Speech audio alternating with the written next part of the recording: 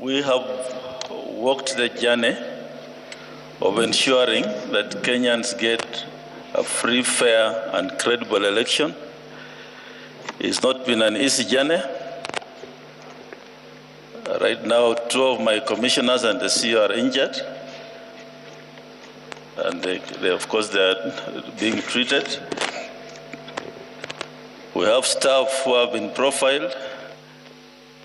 There's a staff returning officer in Bakassi West who disappeared while on duty. We have staff who have been arbitrarily arrested for no reasons. We don't know where they are. Some from this National Tallying Center. But we have a constitutional duty to perform.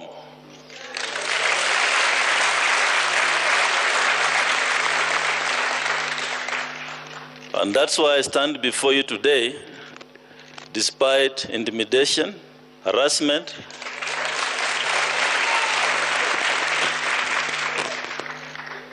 I took an oath of office to serve this country.